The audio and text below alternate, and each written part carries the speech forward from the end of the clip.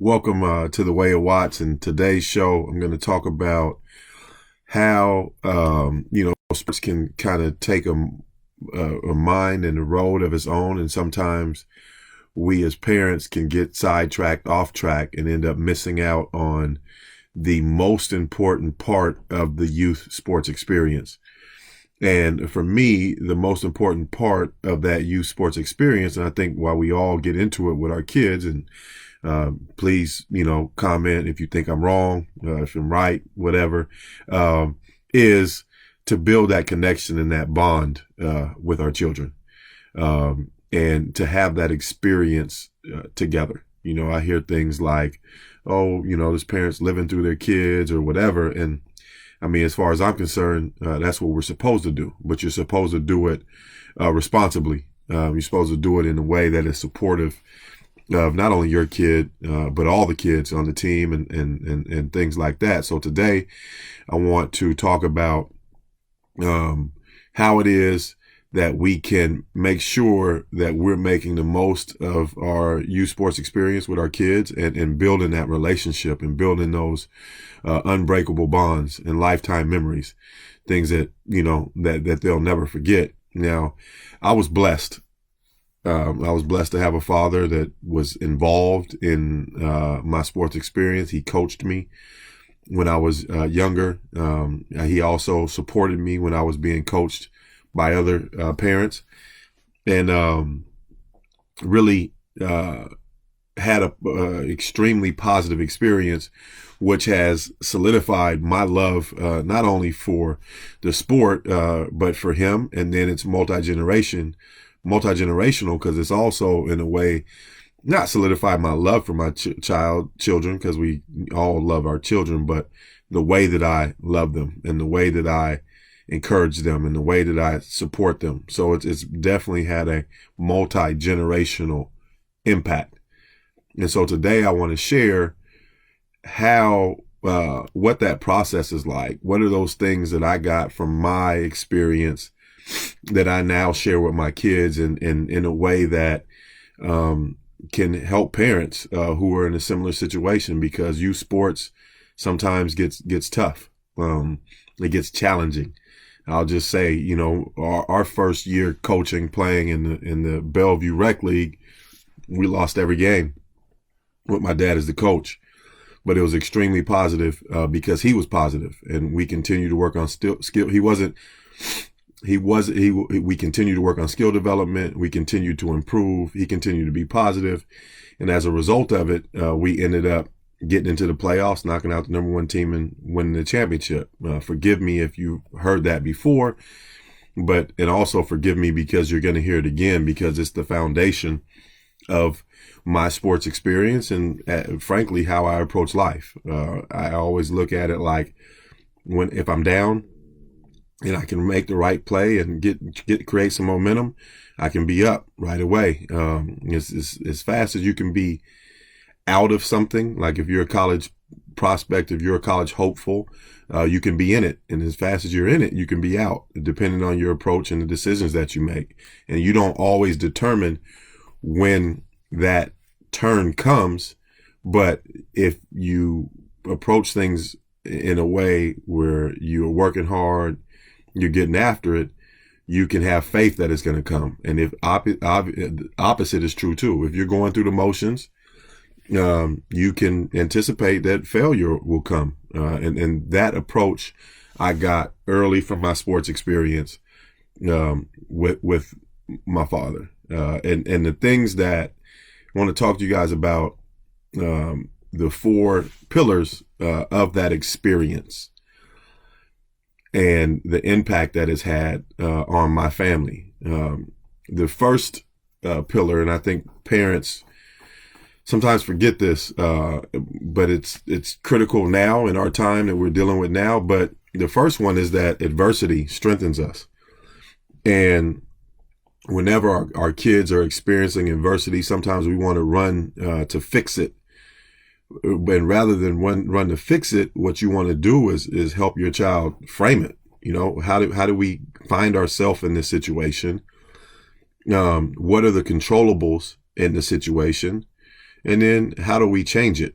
And as a parent, rather than fix it, if you can have that conversation with your child and let them know that, hey, I'm going to be supportive of you through this, but this is your deal. This is something that I'm going to support you working through, rather than me get emotional, me try to take over because I don't want your feelings hurt or whatever. Like, hurt feelings are an absolute part of life, and they're a part of sport, but it's not what happens to you, but what you do with what happens to you that counts. And so that's pillar number one, and I remember getting in the car, and one of the things that my dad was brutally honest with me. And when I wasn't, one of the better players, and I felt like I deserved this or I deserved that, I distinctly remember getting in the car and him telling me, man, you don't look like my son out there. You're not hustling. You're not fighting. You're not battling. And until I see you do those things, your expectations of what you're going to get need to be limited. And that was a truth that hurt, that I heard, but I also responded to, and he also responded to by taking me to the gym and putting me to work, which I'm eternally grateful for. And it is a huge, part of the bond that we have today. The next pillar that we need to understand is that families, coaches, players, your kids, everybody is perfectly imperfect. And so, we're all on a pattern of growth. We're all made in God's image, and we're perfectly imperfect. Nobody, a referee, a coach, nobody. So to hold anybody to a standard of perfection is just downright wrong. To appreciate their imperfections as being human is what it's about, and that goes for our children, and it goes for the people who are involved in working with our children. Everybody is growing, either intentionally or unintentionally. And we want for our children, we want for our families to grow with intention. So the acknowledgement of our perfect imperfections. And then the next thing is, for the youth sports experience, me and my pops, me and my children, it's lessons and quality time over wins and losses, right? The lessons that we learn from the sport are more valuable than the wins or the losses. And if you're winning and losing and you're not learning nothing, then it's pointless. And so the lessons and the quality time that we spend together, and the quality time as a family that we spend in the sport is quality based on essentially the lessons that we learn, and the joy that we have, the support that we give each other in tough times and in celebration equally.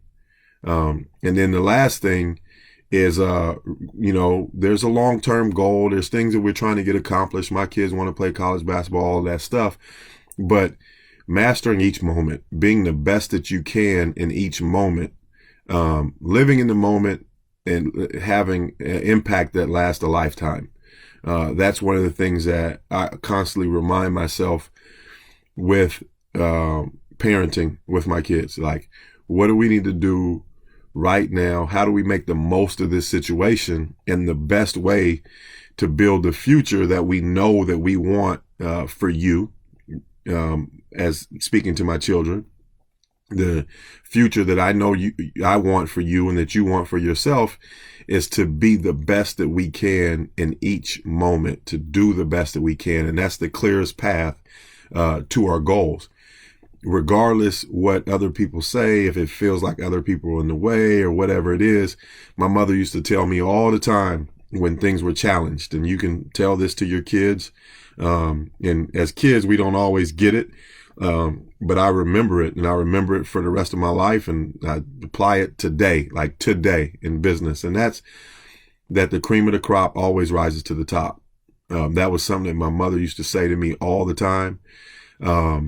And that meant to me, like, be the best that you can be, and no matter what anybody else is trying to do that's in a temporary situation in your life, if you feel a certain way about it, you can't help but go up if you're the standard, if you're working hard, if you're giving your best effort, energy all the time. There's only one way to go, and that's to the top.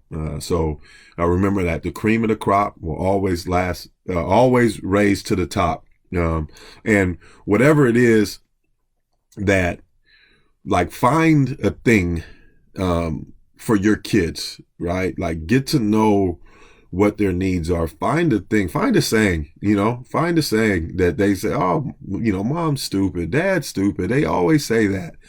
But then when they get older in life and they get in situations, and they'll be repeating those things to themselves as adults to work themselves through situations. Like I said, my mother used to say that to me all the time. And that's an affirmation of mine. Just be the best, be the best and work on improving yourself.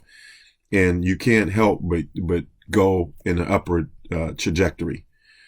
I'd like to know from any of you guys, what do you think? About do you have a consistent, repetitive saying that you say to your kids? If you're a coach, do you have that you say to your players?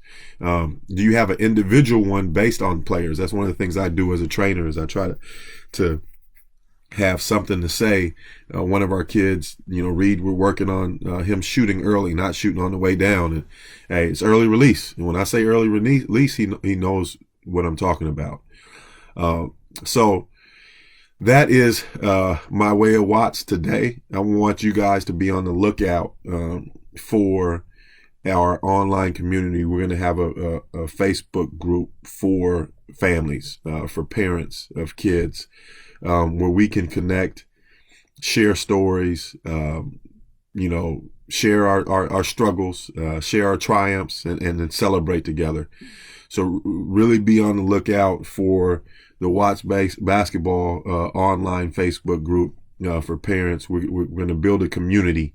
We're going to do more community stuff outside of the gym, on Facebook, on our digital platforms. So if that's something that you'd like to be involved in, make sure you message me so we can get you added to that. And please, if you know somebody who has kids that needs to hear this, make sure you share it with them.